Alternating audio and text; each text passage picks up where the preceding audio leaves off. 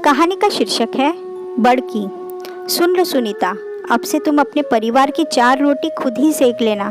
सब्जी और दाल मैं बना दिया करूँगी और सास ससुर के खाने का जिम्मा भी मेरा ही है, क्योंकि मैं इनकी बड़ी बहू हूँ। जेठानी ललिता तमक कर बोलते हुए अपने कमरे में चली गई। मायूस सुनीता हतप्रभ है कि आज भाभी को क्या हो गया है। रसोई घर में हाथ बटाने के अतिरिक्त कपड़ा लत्ता भी सरियाती थी। ऑफिस से आने के पश्चात सब्जी लेती आती ताकि जेठ जी ससुर जी का भार हल्का हो सके।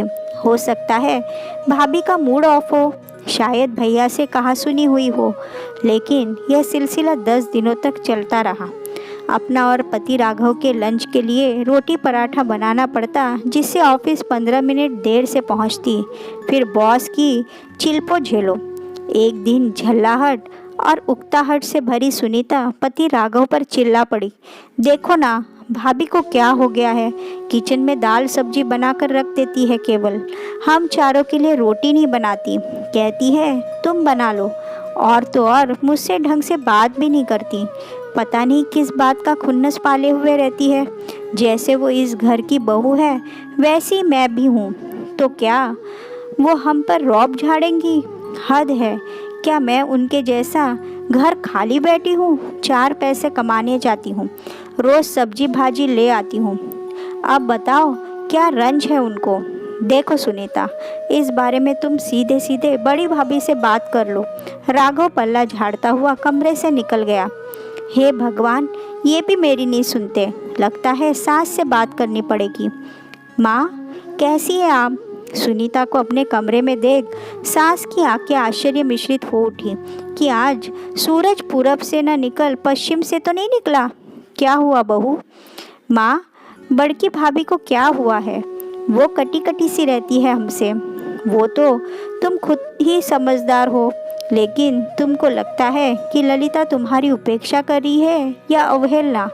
तो छोटी बहू, इतना समझ लो कि तुमसे कहीं ना कहीं चूक हो रही है। भले ही तुम कमाऊ हो, लेकिन वो भी घर परिवार को बखूबी 15 साल से संभाल रही है। और तो और तुम्हारे बच्चों को भी लंच वही बनाकर देती है, दोपहर को भी उनको खाना खिलाती है। शाम को जब तुम आती हो तो सब्जी भले ही लेती आती हो, लेकिन उसे धो काट कर देना भी तो बनता है। अपने लिए चाय बनाकर अपने कमरे में आराम करने जो जाती हो, उसके बाद सीधे 9 बजे खाने के समय निकलती हो।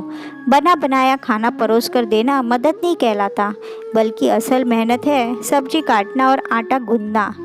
थोड़ा बहुत आराम के बाद रोटी बेलने में तो बड़की को मदद दे सकती हो ना, लेकिन नहीं। सास के कहे गए एक एक बात से सुनीता सहमत हो गई। यदि वो कमाती है तो इसका मतलब ये नहीं भाभी घर में आराम फरमा रही है। वो भी दिन भर चूल्हा चौका संभालती है। कम से कम सब्जी दाल तो बनाती थी, गनीमत है। नहीं तो और घरों में जेठानी देवरानी का हाड़ का झगड़ा बहुत बदनाम है। यदि इज्जत पाना है तो इज्जत देना ही होगा। दूसरे दिन से सुनीता किचन में नाश्ते में पोहा खुद बनाती है, सबको चाय नाश्ता परोसती है और भाभी को जबरन खिलाती है। ललिता भी अचरज में है, लेकिन हर्षित भी है कि देवरानी को अक्ल आ गई। सब्जी काट कर रखने के बाद दाल गैस पर चढ़ा देती है और आटा भी गूंद देती है। इस तरह से हेल्प कर सुनीता ऑफिस चली जाती है। ललिता भी खुश है कि चलो देवरानी की सद्बुद्धि जग गई।